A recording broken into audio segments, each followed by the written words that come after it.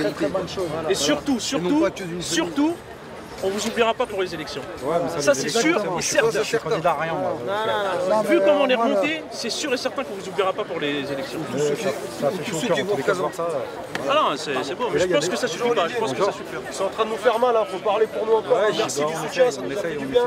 Mais là, on veut nous découper sérieusement. Ouais, je sais. On va vraiment nous faire du mal. Je sais. Il y a des nouvelles, les gars, ou pas du tout? Non, pas encore. Je sais pas si c'est une audition, une enquête, je sais pas. C'est sale, c'est sale. Ce qu'ils ont fait ce matin, ouais, c'est... Ah ouais, c'est... Ils essaient juste de criminaliser les mecs qui défendent le droit syndical. C'est juste une attitude vraiment qui est bien. Rien, on l'a déjà vu précédemment. Mais là, sur traiter les mecs des défenseurs des salariés comme des voyous, comme des gangsters, ça dénote aussi une certaine image. Enfin, le Premier ministre nous a déjà traité de voyous, a été relancé en disant qu'on était de la chienlit par l'autre d'un autre bord. Ouais. C'est effectivement scandaleux. Aujourd'hui, les salariés sont là pour se défendre. Ils sont là pour défendre non pas une position politique, mais juste notre travail, nos valeurs, les valeurs d'Air France. Et il y a de quoi faire. Quand on était dans le trou, on ne licenciait pas. Aujourd'hui, on remonte la pente, on veut nous licencier. C'est scandaleux, c'est pas normal. Et effectivement, vous n'êtes pas nombreux à avoir tenu ce son de cloche. Et ouf, heureusement, il y a encore des gens qui sont honnêtes et qui arrivent à s'engager. Toute politique mise à part. Cerise sur le gâteau, ils veulent sanctionner les personnes qui ont dansé sur... ouais, j'ai appris ça. Tomber la chemise, ouais. C'est-à-dire que les mecs qui ont dansé, ils sont... Eric, nous au passage, quand on se fait agresser par un passager physiquement ou verbalement, la direction nous incite à ne pas porter plainte. Tout le temps. Ils influencent les salariés pour pas qu'ils portent plainte pour sauver l'image d'Air France. Et là, on va nous condamner. Il y a deux poids deux mesures, faut arrêter. C'est honteux. Scandale. Il faut dire qu'on est des contribuables aussi, hein, parce que Air France appartient aussi à l'État. L'État, c'est aussi nous qui payons nos impôts. Donc de là à dire que c'est l'entreprise de l'État, oui, effectivement, mais c'est aussi l'entreprise de tous les Français que nous sommes, nous on contribue. Donc on n'a pas eu un mot de notre ministre vis-à-vis des salariés, et ça c'est déplorable et c'est pas normal. Hein, donc nous on le sait, tous les agents Air France le savent, que c'est deux poids de mesure et on ne va pas au détriment de la finance retrouver... on est en France, un pays de droit et heureusement, on le défendra jusqu'au bout. Mais je sais. Moi je suis convaincu les gars, de toute façon je suis là pour apporter un petit soutien supplémentaire et c'est à vous qu'on dit merci. Merci monsieur. Ça fait on chaud était au cœur fiers quand par on voit, votre intervention. À la poste, on fait exactement la même. La même. J'avais vu la vidéo, je l'avais pas vu là de Juniac là, en colloque patronal là. Exactement. L'abbaye de Royaumont. Qui fait marrer la salle en disant que lui, avec je sais plus qui de Qatar, les autres ils auraient terminé que les grévistes ils les mettent en prison et que lui il peut pas avec un petit rire. C'est quand même, ça dénote aussi d'un certain état d'esprit. Sur le travail des enfants et tout. Ceci dit, au jour d'aujourd'hui, on se demande si c'est pas le même état d'esprit.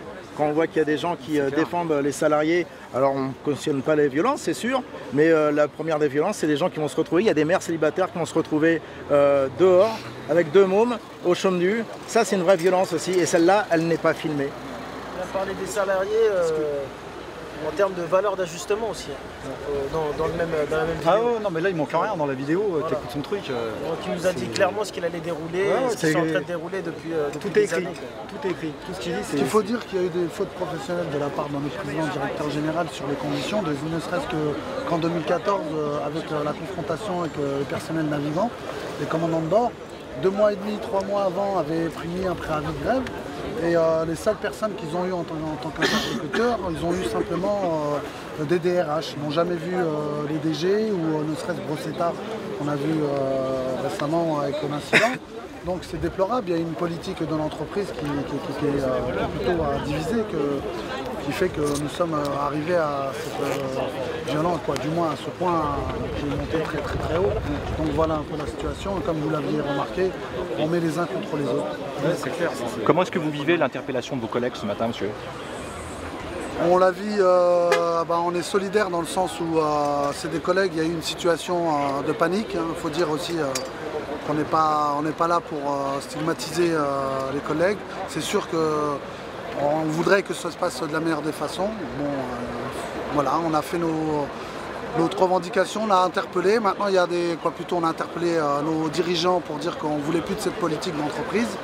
Voilà, tout simplement. Et puis on continuera à lutter pour qu'on tienne un mouvement solidaire et que la raison revienne à la table. Voilà. Vous condamnez ces interpellations? Je ne condamne rien, moi. Je suis là, on laisse faire la justice. On laisse faire la justice. Il y a une justice qui est en place. Il y a une affaire de justice qui est en place. Il faut laisser faire la justice. Tout le monde interprète les choses à sa façon. Nous, ce qu'on peut juste constater, c'est qu'au jour d'aujourd'hui, on a des militants, des gens d'Air France qui n'ont pas forcément de responsabilité syndicale, qui sont interpellés comme des bandits à 6 h du matin. Juste, on n'est pas des bandits. Oui, c'est regrettable, il y a eu des chemises déchirées. Au jour d'aujourd'hui, c'est regrettable qu'il y ait eu ces incidents. On l'a tous dénoncé. Mais au jour d'aujourd'hui, on voit qu'il y a des crimes de sang. Les gens ne sont pas interpellés chez eux à 6 h du matin. Nous, on défend le droit des salariés. On défend juste nos emplois avec ce que ça peut impacter sur les personnes qui sont dans une détresse. Et je le rappelle, ils ne sont pas en détresse depuis 2 mois. Ils sont en détresse depuis maintenant des années. En particulier au cargo. Alors on stigmatise aujourd'hui le cargo, mais tous les secteurs d'activité d'Air France sont en souffrance. Il y a des gens qui sont en vraie souffrance morale, il y a eu des cas graves, et au jour d'aujourd'hui, même si c'est regrettable, 2 chemises, ce n'est pas un crime de sang. C'était soulevé comme si on allait chercher Jacques Messrine. Nous ne sommes pas des voyous. La violence sociale est de l'autre côté.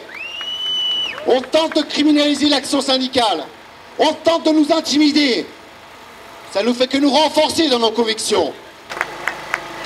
Air France est près de 1,5% du PIB. Premier employeur privé d'Île-de-France.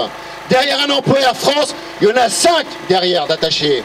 Que ce soit au niveau des sous-traitants, des emplois indirects, il y en a 5 d'attachés.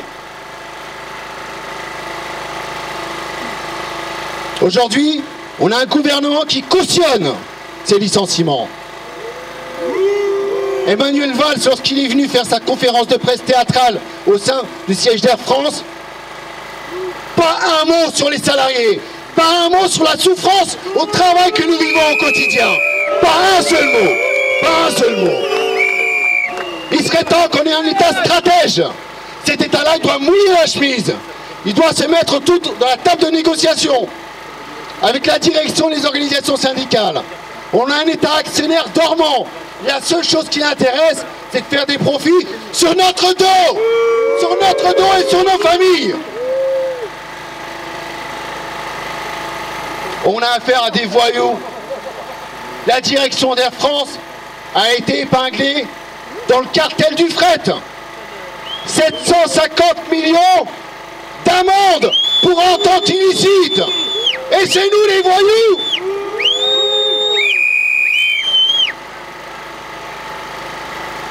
Aujourd'hui, on a des politiques pyromanes qui n'ont pas compris que le problème d'Air France n'était pas uniquement dans les murs d'Air France, mais qu'il allait au-delà des murs d'Air France. Cette souffrance sociale que nous vivons au quotidien, que nous combattons, d'autres entreprises malheureusement la vivent. 54% des Français approuvent l'action du 5 octobre sans pour autant la cautionner. On reçoit beaucoup de messages de soutien à travers la France, que ce soit du citoyen, du client d'Air France qui a été complètement scandalisé par le mail d'information, de criminalisation de la direction d'Air France. On reçoit des mails de retraités, d'organisations syndicales étrangères. On a un soutien sur le sujet. Nous ne sommes plus isolés. C'est notre détermination qui donnera le là, qui donnera la suite. Notre destin, c'est nous qui l'avons entre nos mains. L'État nous met des bâtons dans les roues. Aujourd'hui, on veut nous faire passer pour des nantis. La moyenne des salariés d'Air France est à 1 800 €. On travaille en décalé. Nous rassure dans notre détermination. Aujourd'hui, plus que jamais, il faut que nous agissions unis, groupés. Il faut que notre action syndicale, elle se prolonge avec les sous-traitants. La direction, ce qu'elle espère à travers les bilatérales avec Alexandre de Gignac, c'est de tenter de nous diviser. Je vois aussi qu'il y a des camarades sous-traitants, bien évidemment. Et monsieur de Gignac, qui gagne 650 000 € par an, il n'était même pas là pour présenter un plan de restructuration avec 2900 suppressions d'emplois. Ça, c'est un peu léger? Non. Monsieur Gaget, lui, 350 000 € par an, il préfère s'enfuir plutôt que de venir discuter avec les salariés. Il file le sale boulot à son DRH, qui lui reste assis et ne parle pas. Il ne parle pas aux salariés. Les salariés qu'on a précarisés, les salariés à qui on va dire la porte, c'est par là. Il est hors de question qu'on se laisse faire. Et il est hors de question que nos salariés, nos copains, ils soient mis à la porte, ils soient licenciés. La vraie violence, c'est la violence sociale qui est faite dans notre entreprise depuis des années. Qui y parle? Qui en parle de ça? Personne. Personne. On s'émeut pour une petite chemise qui est arrachée, mais les salariés, ils vont se faire arracher leur emploi. Nos collègues, ils vont être dehors, sans emploi. C'est normal ça? Est-ce qu'on est prêt à lutter pour éviter tout ça? Est-ce qu'on est solidaire dans nos camarades qui ont été interpellés ce matin? Il est hors de question qu'on se laisse faire. La première richesse de l'entreprise, ce sont ses salariés. On a affaire à des dirigeants qui maîtrisent, qui méprisent leur richesse. Ils nous méprisent. De plan social, de précarisation, on augmente nos temps de travail. Tout ça, on l'a subi pendant 4 ans. Et maintenant, ils nous disent que la porte, elle est par là. Je pense que la porte, c'est à eux de la prendre. C'est pas à nous. Christophe Malogy, Force ouvrière. Ce matin, quand j'ai entendu que des collègues étaient réveillés à 6 h du matin devant leur famille pour être traités comme des grands bandits, ça m'a choqué. Aujourd'hui, je réfléchis, je regarde un peu en arrière. Qu'est-ce qu'il y a eu le 5? Il y a eu les PNT, il y a eu les PNC, et il y a eu les personnels au sol qui étaient tous ensemble. Et c'est de ça qu'ils ont peur. Donc ils essayent de nous défoncer maintenant au niveau de l'image médiatique. Donc les journalistes, nous on a les réseaux sociaux, on a les journalistes aussi qui nous interrogent. Et je pense que le combat il va être aussi là-dessus. Donc il ne faut pas oublier que le 5 on était tous ensemble et que demain on sera encore tous ensemble. Merci. Bien, chers amis, chers camarades, nous sommes venus avec Daniel Simonet et au nom de Jean-Luc Mélenchon vous apporter notre soutien. Et quand je dis notre soutien, c'est à tous les travailleurs d'Air France, tous ceux qui se sont mobilisés la semaine dernière. Il y a 2 ans, nous étions à quelques élus ici pour soutenir la mobilisation. Il n'y avait pas une caméra de télé, il n'y avait rien. Il y a aujourd'hui des caméras de télévision parce que la semaine dernière, vous en avez eu assez du mutisme d'Air France et du fait qu'il n'y avait pas de négociation face au plan social qui était annoncé. Alors oui, non seulement nous ne condamnons pas ce qui s'est passé la semaine dernière, non seulement ce sont les nôtres, mais nous les remercions parce que grâce à eux, c'est la question de la mobilisation sociale qui est posée. Grâce à eux, c'est la question de milliers de suppressions d'emplois contre lesquelles vous luttez. Grâce à eux, c'est l'intérêt général. Parce que l'intérêt général, c'est de faire en sorte qu'une compagnie comme Air France continue à exister, à se développer dans ce pays. Les délinquants, ce sont les actionnaires. Et en premier lieu, l'actionnaire principal qui est l'État. Ce gouvernement qui, au lieu d'être aux côtés des salariés, qui se mobilisent pour l'emploi, eh bien décide un matin, à 6 h du matin, de faire arrêter 6 salariés, de communiquer sur cette arrestation, comme s'il s'agissait de terroristes, comme s'il s'agissait de criminels. Mais M. Cahuzac a-t-il été traité de voyou? Les patrons voyous qui licencient ont-ils été traités de voyous? Les voit-on arrêtés à 6 h du matin avec une communication ad hoc? Bien sûr que non. Le gouvernement est en train de faire une très mauvaise action dans ce pays. Mauvaise action vis-à-vis d'Air France, parce que ça a été dit, sa responsabilité est entièrement engagée. Qui a vendu à Qatar Airways des lignes d'Air France pour quelques rafales? Qatar Airways qui, eux, bénéficient d'aide de l'État. Alors que ce gouvernement, à force de signer des traités européens, qui fait que nous sommes le seul espace économique et politique au monde où les États ne peuvent pas défendre et soutenir leurs compagnies d'aviation, ce gouvernement est en train de rayer d'un trait de plume l'avenir, non pas seulement des salariés d'Air France, mais de notre compagnie nationale d'aviation. Nous condamnons ce gouvernement qui, depuis des années, a une vision très particulière du dialogue social. Le dialogue social de ce gouvernement, c'est décourber devant le MEDEF et criminaliser le mouvement social. Alors nous disons aujourd'hui que nous avons honte de lui, que nous sommes en colère, que nous sommes aux côtés des salariés, que maintenant il faut des véritables ouvertures de négociations qui, au nom de l'intérêt d'Air France, et nous sommes plus que jamais à vos côtés pour protester contre la criminalisation du mouvement syndical. Ce gouvernement aujourd'hui est face à ses responsabilités. Il doit immédiatement demander la libération de vos camarades qui ont été arrêtés ce matin. Et oui, il doit forcer à des négociations pour l'intérêt des salariés et d'Air France.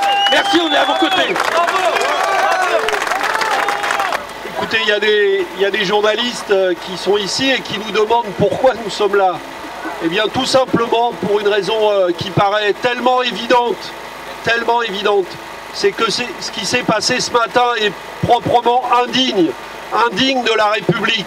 Aller chercher des salariés dans les conditions où on l'a fait ce matin, c'est parfaitement scandaleux, c'est inacceptable. Et j'ai même envie de dire, quelle que soit l'opinion qu'on ait, vous savez, sur les événements, sur les incidents de la semaine dernière, vous savez que nous sommes très clairs. Ceux qui ont cherché à sortir ces incidents de leur contexte en faisant oublier la violence sociale subie par les salariés, eh bien nous ne sommes pas de ceux-là. Mais j'ai envie de dire, et il faut le dire haut et fort dans le pays, quelle qu'en soit l'opinion que certains, on voit bien que l'opinion publique matraquée est parfois partagée, mais quelle que soit l'opinion qu'on a sur ça, on ne peut pas accepter ce qui s'est passé ce matin. Des salariés ne peuvent pas être traités de cette manière-là. Et nous savons pertinemment que ça s'inscrit dans une opération maintenant permanente de criminalisation de l'action syndicale. J'étais ici à Roissy il y a quelques semaines, le 23 septembre dernier, à l'initiative de la CGT, pour une journée d'action sur la question des libertés syndicales. Parce que effectivement, nous le savons, l'exercice du syndicalisme, l'exercice de l'action syndicale, de l'action collective, elle est sans cesse remise en cause. Et évidemment, c'est ça qui leur fait peur. C'est que des salariés, face à un plan de licenciement de 2900 personnes, avec toutes les conséquences induites, toutes les pertes d'emplois qui vont avec, au-delà d'Air France, comme ça a été très bien dit tout à l'heure par le camarade de la CGT, eh bien, quand il y a donc en fait des milliers d'emplois et de familles qui sont concernés, eh bien oui, la seule voie qu'ont les salariés aujourd'hui pour se faire entendre, c'est l'action collective.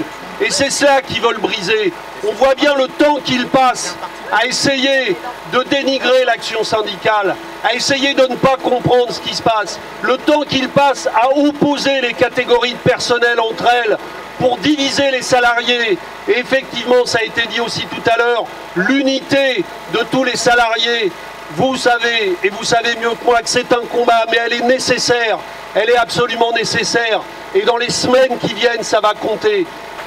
Bonjour à toutes et tous, moi aussi je suis venue au nom d'Ensemble et du Front de gauche vous apporter un soutien franc et massif, net, dans une situation qui honnêtement nous donne tout simplement la nausée. Le 5 octobre, quand on a vu les événements relatés dans les grands médias et la réaction du gouvernement et de la presse dominante, des médias dominants, il y avait vraiment de quoi vomir parce qu'on avait l'impression d'un monde à l'envers.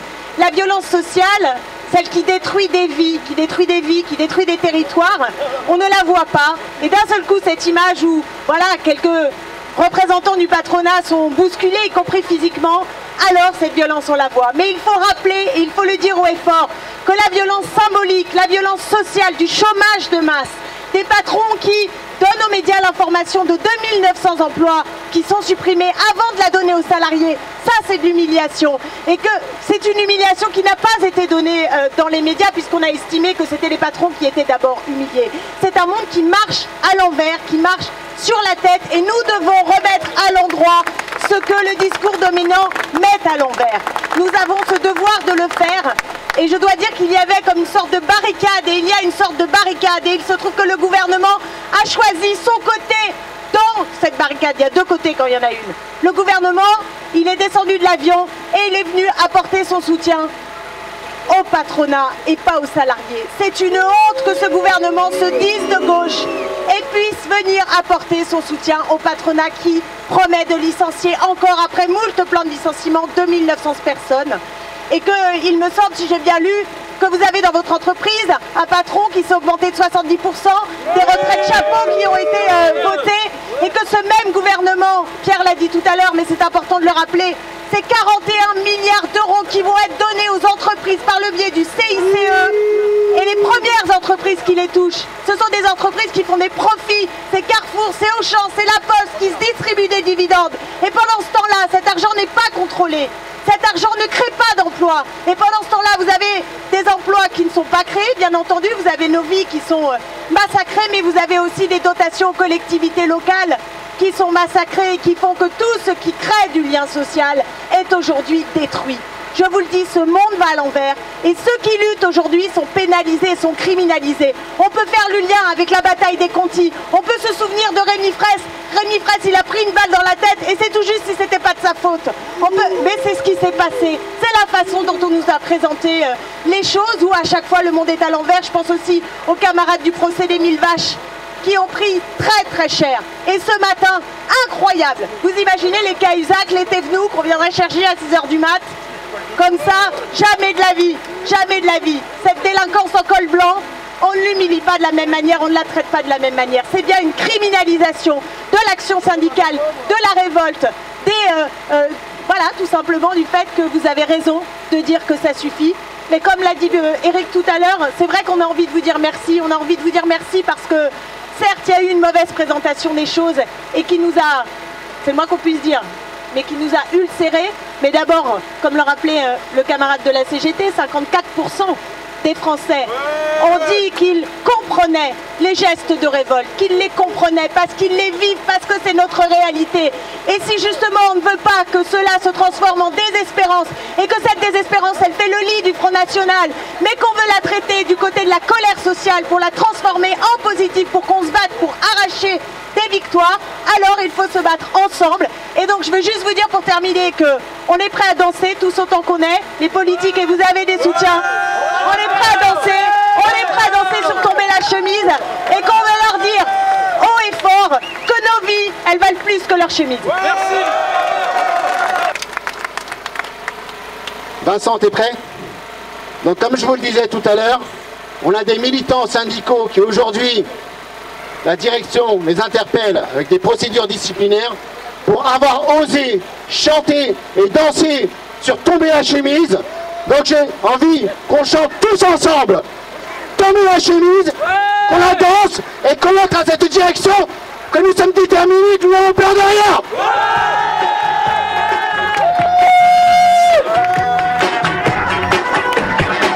Tous les enfants du massif et tous ceux que la colère a fait de meilleur, des façons de stalagmites et des jolies filles, des têtes d'acné à Momo la famille. Tous les enfants de mon quartier, même d'ailleurs, et tous ceux que la béton a fait de meilleur, et qui voulaient pas payer l'entrée.